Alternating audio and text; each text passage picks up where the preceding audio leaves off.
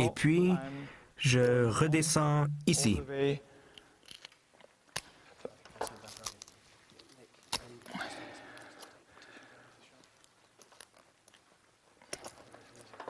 Alors, pouvez-vous tirer, s'il vous plaît? Je coupe le diaphragme qui loge sous les poumons. Je le détache de la cage thoracique.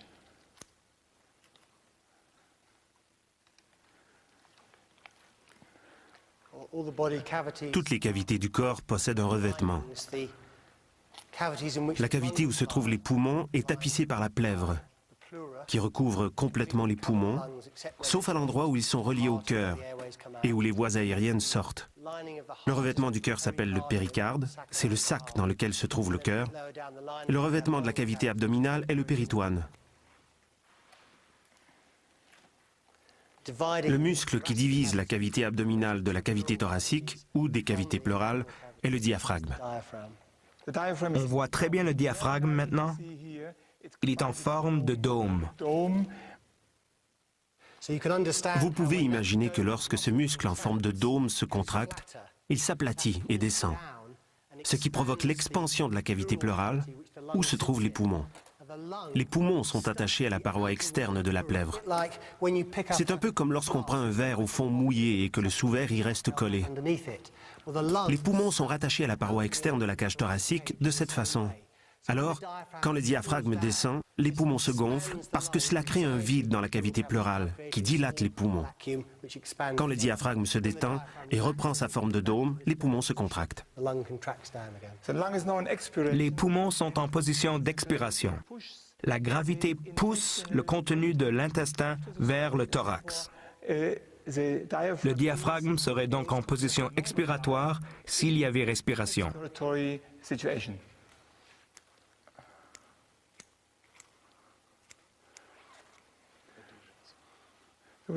C'est là qu'il y avait les adhérences qui m'ont forcé à changer de technique de dissection et à rabattre le sternum.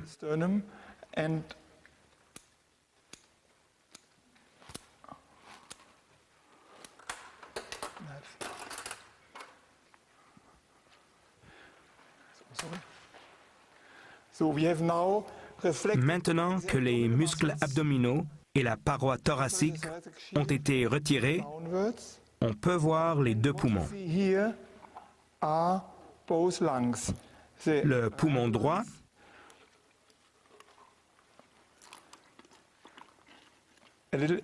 ses adhérences ne sont pas normales, mais on voit ça fréquemment. Le poumon droit et le poumon gauche, juste au-dessus du diaphragme. Au milieu, encore protégé par le péricarde que nous ouvrirons plus tard, se trouve le cœur. Oui, le cœur est ici. Pour vous donner une meilleure idée du fonctionnement des voies aériennes, je vais utiliser les modèles plastinés.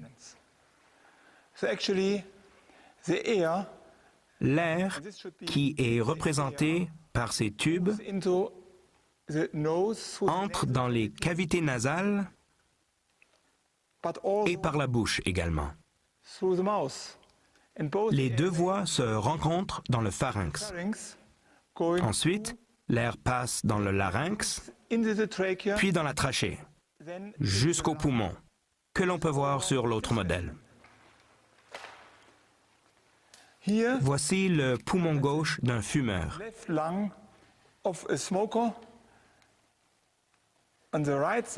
Du côté droit, à côté du cœur, le tissu pulmonaire a été disséqué. Et on distingue les bronches qui prolongent la trachée. Une molécule d'oxygène est entrée par le nez ou la bouche et elle est descendue dans le larynx, la trachée et les bronches jusqu'aux poumons. Voici deux poumons et un thorax. J'ai ici des poumons plastinés. Si je les mets devant ma poitrine, comme ceci, ils ont probablement la même taille que mes poumons remplis à pleine capacité. Le tissu pulmonaire ressemble à une éponge. Et le rôle de cette éponge est de former une grande surface pour que l'oxygène puisse se dissoudre dans le sang. Quelqu'un a déjà dit que la surface combinée des deux poumons équivalait à celle d'un court de tennis. Je ne sais pas si c'est sérieux, mais c'est une grande surface et c'est ce qu'il faut retenir. Voici une section microscopique d'un poumon normal. On voit les alvéoles pulmonaires, qui sont de petites cavités en cul-de-sac où l'air est dirigé dans les poumons. L'air qui passe par les bronches va jusqu'au sac alvéolaire, qui forme l'extrémité du tissu pulmonaire. On voit aussi les petits capillaires, les vaisseaux sanguins à travers lesquels le sang circule dans les poumons. Vous voyez qu'ils sont en contact avec les alvéoles pour que l'oxygène puisse se dissoudre dans le sang. Les poumons peuvent mal fonctionner pour plusieurs raisons. Voici les poumons d'un fumeur. Fumer est très nocif pour les poumons parce que les cigarettes contiennent des produits chimiques et du goudron qui se déposent dans les poumons. Vous pouvez voir que ces poumons sont beaucoup plus foncés que les précédents. Ces dépôts peuvent endommager les poumons en provoquant des inflammations. Et l'un des problèmes associés à ces dépôts est l'emphysème, qui est illustré sur cette photo microscopique. En comparaison avec la diapositive précédente, qui a le même grossissement, il y a beaucoup plus d'espace et beaucoup moins de frontières. Il y a donc moins de surface où l'oxygène peut se dissoudre dans le sang. C'est pour cette raison que les gens qui souffrent d'emphysème ont de la difficulté à respirer et à oxygéner leur sang. Si on revient à l'analogie de l'éponge, l'emphysème correspond à une éponge avec de plus grands trous. Ces grands trous sont causés par la destruction des petites partitions entre les alvéoles.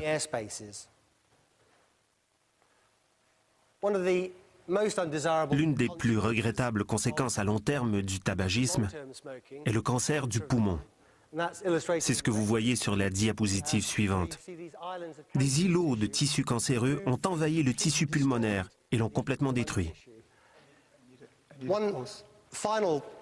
J'aimerais décrire une autre affection dont on entend souvent parler, l'asthme. Qu'est-ce que c'est? L'asthme cause également des difficultés respiratoires.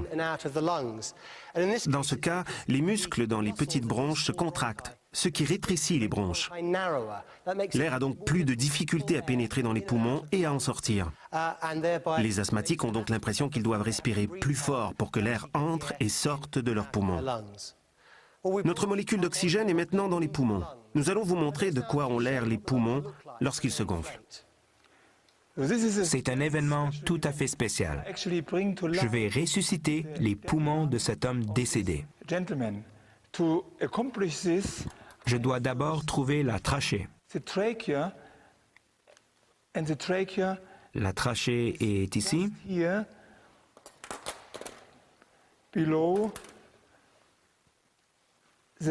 Sous le larynx. Je sors la trachée.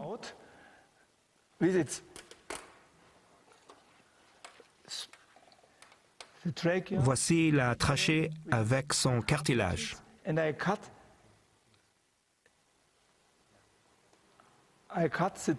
Je la sectionne entre deux anneaux de cartilage.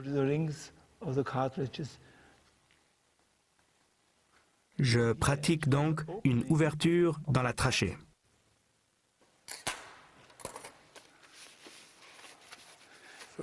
Tout doit être fait proprement. C'est le moment de placer le tube dans la trachée pour gonfler les poumons de cet homme. Allez-y, s'il vous plaît. Encore, encore.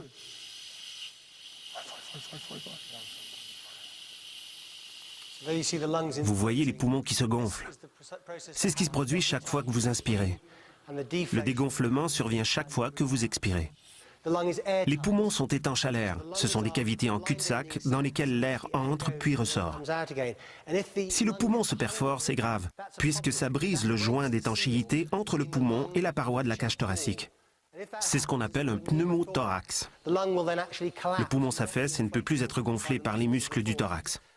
On traite le pneumothorax en insérant un drain dans la cavité pleurale pour faire sortir l'air et en s'assurant que la perforation est refermée. Donc, la molécule d'oxygène est entrée dans les alvéoles du poumon et s'est dissoute dans les petits vaisseaux sanguins qui les entourent. Pour décrire la